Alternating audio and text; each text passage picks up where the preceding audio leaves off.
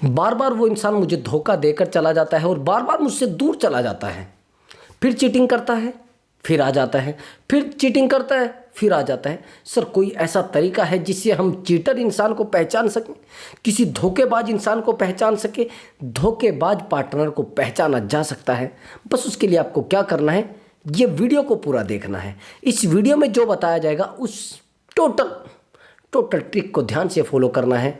मैं आपको इस वीडियो में वो चीज़ें बताने वाला हूँ जो आपको कहीं से भी नहीं मिलेगी और बेहतर से बेहतर एडवाइस देने वाला हूँ, बेहतर से बेहतर ट्रिक लेकर आया हूँ आपके लिए। बस केवल और केवल 5 तरीके हैं जिससे आप उस धोखेबाज इंसान को पहचान सकते हैं, उसकी धोखेबाजी को रोक सकते हैं। और अगर वो धोखा करके भी चला गया है तो भी आपके पास आ जाएगा, फिर आपके सामने रोने लगेगा, फिर कहेगा अरे यार मेरे साथ तो बहुत। वो आएगा, रोएगा, गिड़गिड़ाएगा, लेकिन कब? जब आप वीडियो को पूरा देखोगे, जब वीडियो में बताए गए एक एक टिप्स को फॉलो करोगे और एक एक टिप्स पर काम भी करोगे तो ही आएगा। और हाँ दोस्तों, आपको बस छोटा सा काम करना है, चैनल को सब्सक्राइब करना है और वीडियो को लाइक करना है ब्रदर। जब आप चैनल को सब्सक्राइब करते हैं तो मुझे बड़ा अच्छा लगता है, मेरे अंदर एक मोटिवेशन पैदा होता है, मेरे अंदर एक अलग भावना पैदा होती है। मुझे लगता है सच में मेरे सब्सक्राइबर कंटिन्यू मुझे देख रहे हैं, सब ऑटोमेटिक मुझे लगता है। और हाँ दोस्तों, अगर आप मुझसे बात करना चाहते हैं तो व्हाट्सअप नंबर दिया हुआ है, उस व्हाट्सअप नंबर पर आप अपनी कॉल बुक करा सकते हैं और आप मुझसे बात कर सकते हैं। बेहतर होगा कि आप कॉल बुक कराएं और बहुत बेहतर काउंसलिंग आपको दी जाएगी। लेकिन आपका कोई भी प्रॉब्लम हो सकता है, रिलेशनशिप से रिलेटेड हो सकता है, आपका मैरिज लाइफ से रिलेटेड हो सकता है, या फिर जाने अनजाने इंसान कुछ ऐसे रिश्तों में आ जाता है, मैरिटल अफेयर में और एक्स्ट्रा मैरिटल अफेयर में आ जाता है। जब उसको पता नहीं रहता है कि उसको करना क्या है, उसका दर्द क्या है, उसकी पीड़ा क्या है, उसकी चिंता क्या है, ये सोचना बड़ा आवश्यक हो जाता है। तो उस समय आपके लिए बेहतर अपॉर्चुनिटी है, आप कॉल बुक कराइए, बट वो पेड कॉल है और आपकी जो प्रॉब्लम है उसका सॉल्यूशन 100 to 100% किया जाएगा, आपके लिए बेहतर होगा ब्रदर। तो चलिए दोस्तों, वीडियो को शुरू करते हैं। और ऐसे चीटर इंसान को कैसे पहचाने, वो ट्रिक कहाँ से मिलेगी? वो ट्रिक मिलेगी यहाँ से। सबसे पहली बात, सबसे पहला पॉइंट है ब्रदर, जब आप रिलेशनशिप में आते हैं तो रिलेशनशिप में कुछ चीज़ों का डिसीजन लिया जाता है और डिसीजन लेने के बाद हम सोचते हैं कि शायद चीज़ें सही रहेंगी। मैं जो भी वीडियो में बताऊंगा वो चीज़ें बिल्कुल जेन्युइन हैं और मैंने आपको पहले भी कहा है, मैं वो चीज़ आपको बताता हूँ जो सच में मेरे ऊपर बीती है, जो सच में आप लोगों के बीतती, जो सच में आप लोगों के ऊपर बीती है और जो सच में आप लोगों के दर्द है, जो सच में आपकी पीड़ा है, वो मैं आपको बताता हूँ। क्योंकि आप ही तो मुझे वो सब चीज़ें शेयर करते हैं, आप ही तो वो दर्द मुझे शेयर करते हैं, आप ही तो वो चिंताएं मुझे शेयर करते हैं। अगर आपको सच में ये सोचना है तो बेहतर होगा वीडियो को बिल्कुल भी मिस मत कर देना। मैंने 2-3 बार बोला है कि वीडियो को मिस मत कर देना। अगर मैं क्यों बोल रहा हूँ ऐसे, ताकि आप परेशान ना हो, ताकि आपके लाइफ में टेंशन ना, ताकि आपका ब्रेकअप ना हो, इसलिए मैं आपको ये बार बार बोल रहा हूँ। तो चलिए दोस्तों, बेहतर एडवाइस लेना शुरू कर दीजिए। अब क्या होता है कि जब पार्टनर हमारे पास रहता है तो हमें कुछ भी नहीं लगता कि यार क्या तो इससे वादे करे, क्या इसको बार बार बोले। तो जो रिलेशनशिप टिकता है उसकी एक दीवार होती है, एक नींव होती है, उस नींव के ऊपर वो टिका होता है। सबसे पहला पॉइंट, फ्यूचर प्लान। अगर आपके रिलेशनशिप में कोई फ्यूचर प्लान नहीं है, फ्यूचर प्लान समझते हैं? नहीं पता। अभी आप एजुकेशन ले रहे हैं और एजुकेशन लेने के बाद आपका एक फ्यूचर प्लान होता है कि यार जब मैं एजुकेशन ले लूँगा तो क्या करूँगा, मैं नौकरी करूँगा भैया, मैं बिजनेस करूँगा भैया, और या मैं कुछ भी नहीं करूँगा। ये फ्यूचर प्लान है आपके। और इसमें से जो सबसे तीसरे वाला प्लान है कि मैं कुछ भी नहीं करूँगा, ये प्लान सबसे भद्दा है, सबसे गंदा है और सबसे बुरा है। इस पर लेकिन सबसे ज़्यादा लोग अटके हुए हैं, इसी पर ज़्यादा लोग काम करते हैं। जो फ्री लोग दिखते हैं ना इनको, जो बिल्कुल फ्री बैठे हैं, उनके पीछे ज़्यादा दौड़ते हैं लोग। उनके पीछे दौड़ना शुरू कर देते हैं, बार बार दौड़ते हैं, बार बार दौड़ते हैं, लेकिन हमें पता नहीं रहता है कि ऐसा हो क्यों रहा है, ऐसा दर्द क्यों हो रहा है, ऐसी चिंताएं क्यों हो रही हैं। यदि समझा जाए, यदि दर्द का निवारण किया जाए, तो समझा जा सकता है कि सच में उस इंसान ने मुझे दर्द दिया है। अब यहाँ पर मैंने कहा है कि फ्यूचर प्लान हम क्यों नहीं बना पाते, और जब हम रिश्ते में फ्यूचर प्लान नहीं बना पाते तो सीधी बात है, और सामने वाला इंसान अगर आपके साथ कोई फ्यूचर प्लान लेकर नहीं बैठा है तो सीधा चीटर है। ये बात लिख लेना, वो चीटर है, आज नहीं कल जाना ही जाना है। मेरे पास बहुत सारी कॉल आती हैं जब मैं सामने वाले को कहता हूँ कि अच्छा ये बताइए इस रिश्ते में कोई फ्यूचर प्लान था क्या, कि सर फ्यूचर प्लान तो नहीं है। मैंने कहा और, कि सर प्लान तो ये है कि उसको मुझसे फिजिकल होना है, प्लान तो ये है उसने मुझे पैसा लेना है, प्लान तो ये है कि मैं उससे फिजिकली डिपेंड हूँ, प्लान तो ये है मैं उसके ऊपर इमोशनली डिपेंड हूँ, प्लान तो ये है मैं उससे फाइनेंशियली डिपेंड हूँ। यानी फिजिकल यानी सेक्सुअल रूप से आप उसके ऊपर डिपेंड हैं, यानी पैसे के रूप से आप उसके ऊपर डिपेंड हैं। अगर रिश्ते में फ्यूचर प्लान नहीं है भैया, चाहे आप जितने समझदार हो और जितने अक्लमंद बंदे हो, सेकंडों में रिश्ता आपके हाथ से छूट जाएगा। चाहे आप जितने भी समझदार हो ब्रदर, आपको पता भी नहीं चलेगा कि रिश्ता कब छूट गया है, आपको पता भी नहीं चलेगा कि रिश्ते में कब ठोकर लगी और सामने वाला इंसान कब मुझे छोड़कर चला गया। लेकिन आपको समझाए कौन? आपको तो ऐसा लग रहा है कि मैं शायद बस वैसे ही बोल रहा हूँ, ऐसा नहीं होता। अब आपने कहा कि सर ये तो चीज़ हमें पता लग गई है कि रिश्ते में फ्यूचर प्लान नहीं है तो रिश्ता खोखला है। सबसे पहले आपको पार्टनर को फ्यूचर प्लान के लिए फोर्स करना है कि आप ये बताइए मुझसे शादी करेंगे तो फिर क्या करोगे। अब ज़्यादातर क्या होता है कि शादी करने से पहले ही हमारे दिमाग में ये आ जाता है कि शायद सामने वाला इंसान बहुत अच्छा इंसान है। समझ रहे? ये सोचना बड़ा ज़रूरी होता है कि जब हम रिश्तों में टिकते हैं तो उनमें फ्यूचर प्लान हमेशा होता है। जैसे इंश्योरेंस होता है, उसमें फ्यूचर प्लान होता है ना, तभी तो लोग उसको ले रहे हैं। अब फ्यूचर प्लान नहीं होगा क्या होगा फिर? फ्यूचर प्लान नहीं होगा तो रिश्ता टूटना ही टूटना है। 100% आपके हाथ से रिश्ता छूटना है। आप कहेंगे सर ऐसा क्यों? अब दूसरी स्थिति समझिए। अब दूसरी स्थिति ये है कि अगर सामने वाला इंसान आपसे इमोशनली कनेक्ट नहीं है, आप कहेंगे सर ऐसे कैसे पता लगेगा? देखो, जैसे आपको कोई दर्द होता है, जैसे आप किसी पीड़ा में हैं और जो इंसान आपके चेहरे को देखकर आपके दर्द को नहीं पहचान सकता, वो इंसान आपके साथ कभी रह ही नहीं सकता। उसको आपके चेहरे की मायूसी से पता लग जाना चाहिए। समझ रहे? पता लग जाना चाहिए कि सच में इसके अंदर दर्द छिपा है। समझ रहे? अगर ये चीज़ पता लग जाए तो सच में वो इंसान इमोशनली प्रेम करता है। मैंने बहुत सारे रिश्तों को देखा है, जिन रिश्तों में प्रेम होता है उसको जाहिर नहीं किया जाता। अगर सामने वाला इंसान दर्द में बैठा है तो फिर भी हम उसके साथ बात नहीं करेंगे। अगर वो परेशान भी बैठा है, जब भी हम उसके साथ बात नहीं करेंगे। तो होता क्या है? होता ये है कि हम सामने वाले इंसान को समझाकर थक हार जाते हैं और बैठ जाते हैं। तो इसलिए मैं बता रहा हूँ कि भैया इमोशनली अटैचमेंट होना बड़ा ज़रूरी है। फिर आपको सामने वाले को अपना दर्द नहीं दिखाना पड़ेगा, फिर आपको सामने वाले इंसान को अपना घाव नहीं दिखाना पड़ेगा, फिर आपको सामने वाले को वो पीड़ा नहीं दिखानी पड़ेगी जो आज आपको हो रही है। जब तक आप इन चीज़ों को नहीं दिखाएंगे तब तक रिश्ता आपका टिकने वाला नहीं है। ध्यान रखना मेरी बात को। अगर आप रिश्ते में टिकना चाहते तो बस एक ही रास्ता है, वो है बस इमोशनल अटैचमेंट। अगर आपके पार्टनर का आपसे इमोशनल अटैचमेंट नहीं है, पूरा रिश्ता खोखला है, चीटर है आपका पार्टनर। आज मेरे पास ऐसी ही काउंसलिंग आई है। एक्चुअली ये महिला तलाकशुदा है। समझ रहे? तलाकशुदा है यानी डिवोर्सी है।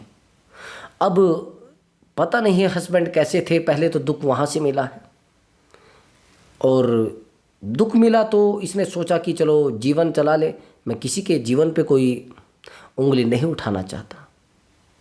जैसे ही हस्बैंड से धोखा मिला तो इसने सोचा कि मैं अकेली रह लेती हूँ। प्रयास तो कोशिश काफ़ी थे, एक बेटा भी है पास में। प्रयास ये थे कि मैं अच्छा जीवन चला पाऊंगी, और करती भी क्या, मजबूरी थी। हस्बैंड से दूर हुई तो अकेलापन लाइफ में आ गया, और जब अकेलापन आया ना तो उसको कोई समझने वाला था, ना उसके कोई दर्द को समझने वाला था। उस समय जब इंसान डिवोर्स के मामलों में चला जाता है तो भाई नहीं समझते हैं, भाभी नहीं समझती है, कोई समझता नहीं है। तो उस समय क्या होता है कि ये महिला अकेली हो जाती है, और अकेले इसको कोई समझना नहीं चाहता है। तो उसी समय एक इसके साथ पढ़ने वाला एक फ्रेंड था इसका, काफ़ी समय पुराना। कुछ समय के बाद वो आता है और इससे मिलता है, इसको कहता मैं आपको बड़ा पसंद करता हूँ। लेकिन इस लेडीज का कहना है कि सर मैं उसको पसंद नहीं करती थी, मैं उससे बात ही नहीं करना चाहती थी, मैं उसके पास टिकना ही नहीं चाहती थी। लेकिन एक सबसे बड़ी प्रॉब्लम सर ये थी कि पता नहीं मुझे कब उससे अटैचमेंट हो गया। मैं ब्रदर आपको एक बात बताना चाहता हूँ, प्यार और कर्ज आपको पता नहीं लगेगा कब हो गया। आपको पता भी नहीं चलेगा कि प्यार कब हो गया, और आपको पता भी नहीं चलेगा कि कल 10 लाख कर्ज थे आज 20 लाख कैसे हो गए, आपको पता नहीं चलेगा। इसलिए मैं बार बार आपको कह रहा हूँ कि बहुत ज़्यादा सोचने की ज़रूरत है, समझ रहे। इसलिए मैं बार बार आपको समझा रहा हूँ कि आप रुकिए, थोड़ा शांत हो जाइए, थोड़ा चीज़ों को समझिए। अगर आप समझेंगे तो बहुत सारी चीज़ें आपके लाइफ में हो जाएंगी, और आपको पता भी नहीं चलेगा कि सब क्यों हो रहा है, कैसे हो रहा है। अब यहाँ पर होता क्या है, ये महिला एक ऐसे रिश्ते में आ जाती है जिस रिश्ते पर ये विश्वास कर लेती है, जिसकी मैं आपको बात बता रहा हूँ उसके साथ। और एक दिन बीतता है, 2 दिन बीतता है, 3 साल बीत जाते हैं। 3 साल तक ठीक रहते हैं। लेकिन कमाल की बात ये थी कि वो बस अपने पर्सनल यूज के लिए आता था। जब उसको फिजिकली नीड होती थी वो अपनी नीड पूरी करता था, वो चला जाता था। अब अंतर ये है कि जब इमोशनल अटैचमेंट नहीं है तो प्रेम कैसा है। जब आप सामने वाले इंसान के दर्द को नहीं समझते तो प्रेम कैसा है। जब आप सामने वाले इंसान के साथ रहना नहीं चाहते, सामने वाले की पीड़ा को नहीं समझते तो प्रेम कैसा है। ये सब धोखा है। अब अगर इस तरीके का आपका कोई रिलेशनशिप है तो धोखा। कब पार्टनर आपको छोड़कर चला जाए पता नहीं, चाहे वो मेल है चाहे फीमेल है, चाहे वो गर्ल है या फिर बॉय है, आपको पता भी नहीं चलेगा कि कब वो आपको छोड़कर चला जाएगा, आपकी ज़िंदगी से कब दूर चला जाएगा। क्योंकि वो ऑटोमेटिक आपको छोड़कर बैठा है, वो ऑटोमेटिक अपनी ज़िंदगी में अपने आप को खुश करके बैठा है। लेकिन आपको कौन समझाए, दर्द कहाँ से है, पीड़ा कहाँ से है, चिंता कहाँ से है। आप तो बार बार पीड़ित हो रहे हैं, परेशान हो रहे हैं। क्यों? क्योंकि आपका इमोशनल अटैचमेंट है। अब दूसरी बात समझना, मैंने 2-3 आपको बातें बता दी है। अगर इमोशनल अटैचमेंट नहीं है तो पूरा आपके साथ झोल किया जा रहा है, चीटिंग की जा रही है। अब आगे की बात समझना, अगर आपने उस पार्टनर से प्यार किया है और बहुत ज़्यादा प्यार किया है, बहुत टूट कर प्यार किया है, लेकिन वहीं पर उस इंसान को आपसे फाइनेंशियल अटैचमेंट है, ये सोचने वाली बात है। तीसरी मैंने आपको एक्टिविटी बताई है। अगर ये तीसरी एक्टिविटी आपके रिलेशनशिप में है, देखो ब्रदर, अगर आपकी एज 20 है और सामने वाले की 30, तो सीधी बात है आपको फिजिकल अटैचमेंट उससे होगा और उसको आपसे फाइनेंशियल अटैचमेंट होगा। ऐसा नहीं हो सकता ज़्यादातर, ये उल्टा हिसाब होता है। 22 से 30 तक एक फिजिकल अटैचमेंट ज़्यादा होता है इंसान को। लेकिन वहीं पर कई बार ऐसा होता है कि हम 42 के होते हैं और सामने वाला 32 का। आपको क्या लग रहा है यहाँ पर क्या होगा? यहाँ पर इमोशनल अटैचमेंट होगा सामने वाले को और आपको फिजिकल अटैचमेंट नहीं होगा उससे आपको फाइनेंशियल अटैचमेंट होगा।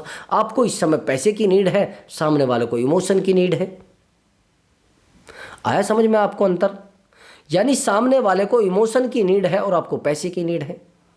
अंतर कितना हुआ? अंतर जमीन आसमान का हो चुका है। यदि आप इस अंतर को समझेंगे, अंतर बहुत गहरा हो जाएगा। अगर नहीं समझेंगे अंतर बढ़ता जाएगा। इसलिए मैं कह रहा हूँ कि अगर सामने वाले इंसान को केवल और केवल आपसे फाइनेंशियल अटैचमेंट है, जब उसको पैसे की नीड होती है तो आपके पास आ जाता है, जब उसकी नीड पूरी हो जाती है तो वो चला जाता है। मेरे पास बहुत सारे ऐसे रिलेशनशिप हैं जिन रिलेशनशिप में सामने वाला इंसान हमारे साथ रहता है, लेकिन जब उसको पैसे की नीड होती है तो आ जाता है।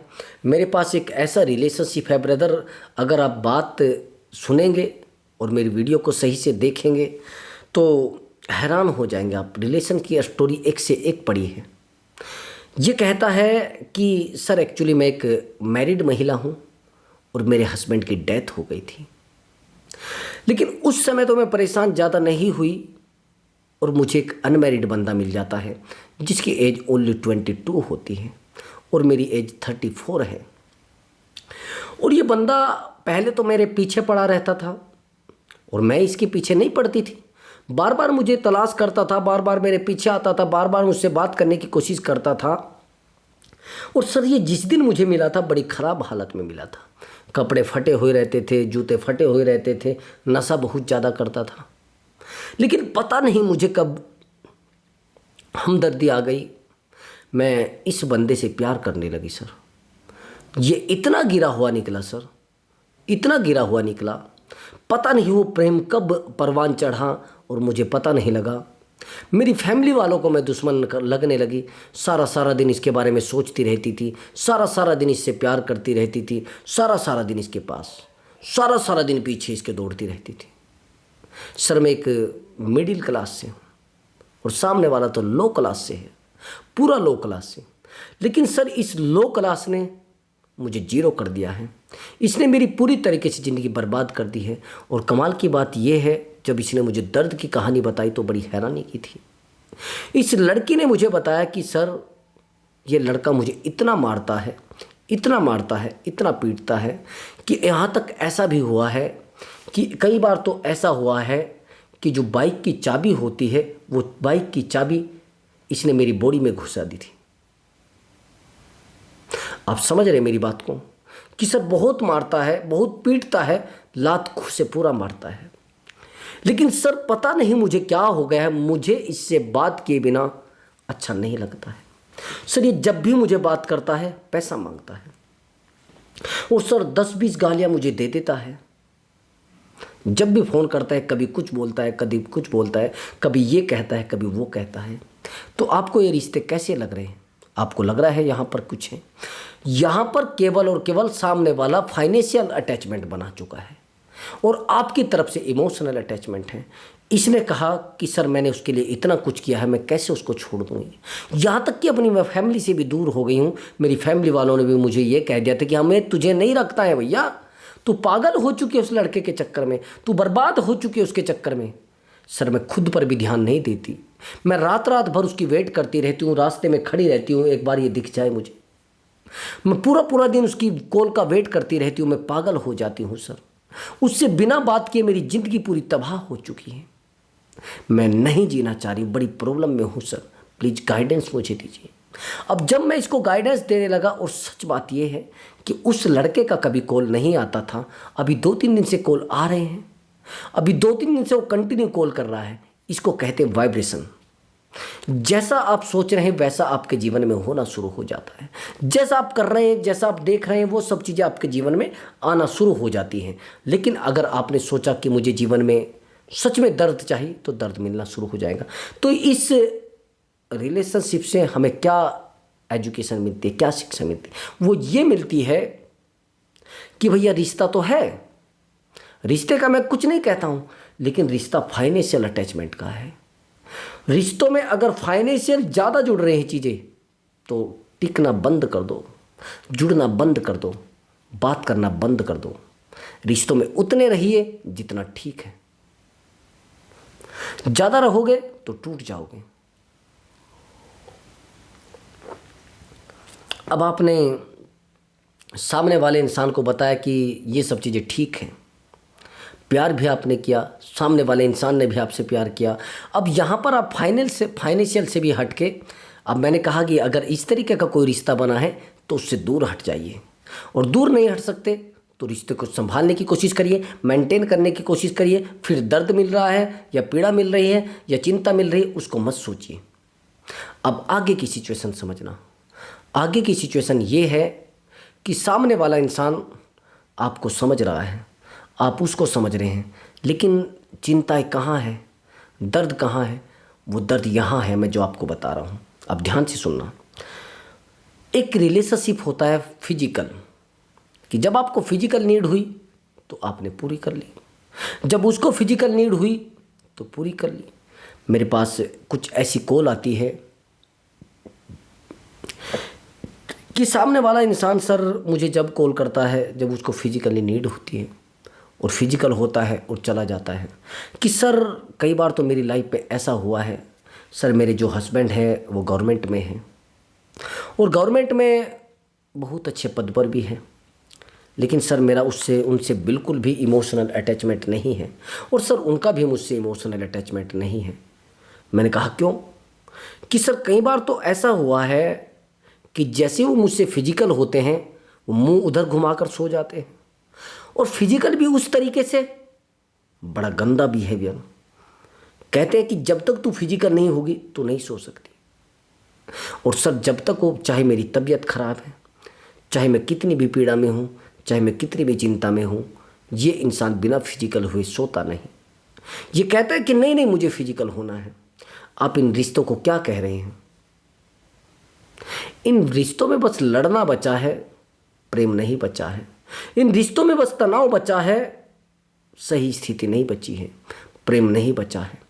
इसलिए मैं बार बार आपको कह रहा हूँ कि आप थोड़ा बस शांत हो जाइए, और शांत होकर आप अपनी लाइफ को थोड़ा साइलेंट रखकर चलाने की कोशिश करिए, सब चीज़ें चल जाएंगी। अब मैंने आपको जो बताया फिजिकल अटैचमेंट में कौन ज़्यादा यूज करता है, सबसे ज़्यादा यूज कहाँ होता है? सबसे ज़्यादा एक्स्ट्रा मैरिटल अफेयर में होता है, सबसे ज़्यादा यूज। अगर हम एक्स्ट्रा मैरिटल अफेयर में हुए हैं तो सबसे ज़्यादा यूज हमारा किया जाएगा। सामने वाले की लाइफ है, सामने वाले की फैमिली है, वो हमारे साथ क्यों टिकेगा? मैं वही तो पूछना चाह रहा हूँ। कई बार तो ऐसा भी होता है, ज़्यादातर हमें लोग क्या कहते हैं, अरे मैं अपनी फैमिली से बड़ा परेशान हूँ और मेरी फैमिली में मुझे कोई समझना नहीं चाहता है, मेरी प्रॉब्लम को कोई समझना नहीं चाहता है। अब उसके पास बहुत सारी मन घड़त कहानियाँ होती हैं। जो कहानी आज आपको सुनाई जा रही है, ये कहानी पता नहीं कितने लोगों को सुनाई गई होगी, ये दर्द पता नहीं कितने लोगों को सुनाया गया होगा, पता नहीं कितने लोगों की ज़िंदगी इस दर्द को सुनाने के बाद बर्बाद की गई होगी। इसलिए मैं बार बार कह रहा हूँ कि ब्रदर, यहाँ पर आपका रुकना और संभलना बड़ा ज़रूरी है। आप सोच रहे हैं कि शायद चीज़ें बन जाएंगी। फिजिकल अटैचमेंट इतना गंदा होता है, इतना ख़राब होता है, सामने वाले से बहुत सारी उम्मीदें नहीं लगाई जाती। बस पैसा खर्च किया फिजिकल हो गए, बस पैसा खर्च किया फिजिकल हो गए। यहाँ तक कि कहा जाता है कि सर वो जब भी मेरे पास आता है बस वो फिजिकल के लिए आता है। सर मैं क्या समझूँ इस रिश्ते को? क्या कहा जाता है? भैया अगर केवल और केवल सामने वाला इंसान फिजिकल के लिए आता है तो आपको क्या लग रहा है कि सच में वो फिजिकल के लिए आता है? वो सच में आपको बर्बाद करने के लिए आता है, वो सच में आपको परेशान करने के लिए आता है, वो सच में आपको तोड़ने के लिए आता है। इसीलिए मैं बार बार आपको कह रहा हूँ कि प्लीज़ ब्रदर थोड़ा वेट करिए और चीज़ों को समझिए, थोड़ा साइलेंट रहिए, और साइलेंट रहेंगे तो रिश्ता संभल सकता है। लेकिन और ज़्यादा रिएक्ट करेंगे और ज़्यादा रिएक्ट करेंगे तो रिश्ता आपके हाथ से छूट जाएगा। चाहे जितने आप समझदार हों, जितने आप अक्लमंद हों, रिश्ता सेकंडों में आपसे छूट जाएगा। अब होता क्या है, इन सब चीज़ों से भी एक चीज़ हटके है, वो है इमोशनली स्ट्रोंग होना। अगर आप इमोशनली स्ट्रोंग हो जाते हैं और फाइनेंशियली स्ट्रोंग हो जाते हैं, ये तो एक चीटिंग के तरीके मैंने बताए हैं। वो जो धोखेबाज इंसान हमारे साथ धोखा करता है वो किस तरीके से करता है, कैसे तरीके उसके होते, मैंने वो तरीके बताए हैं। और उस चीटर को भी सज़ा देनी है, चीटर को भी पूरे तरीके से उसकी चीटिंग की सज़ा देनी है। वो ये है कि आपको इमोशनली स्ट्रोंग बनना पड़ेगा। आप इमोशनली वीक हैं भी, और इमोशनली वीक इंसान अपने आप को जीरो कर लेता है, अपने आप को समझा लेता है, अपने आप को बहुत तोड़ लेता है। और जो इमोशनली स्ट्रोंग लोग होते हैं वो जीवन को नहीं समझ पाते हैं। समझ रहे हैं? इसलिए मैं बार बार कह रहा हूं कि थोड़ा रुकिए, थोड़ा समझिए। जब तक आप नहीं समझेंगे तब तक ये रिश्ता बनेगा भी नहीं।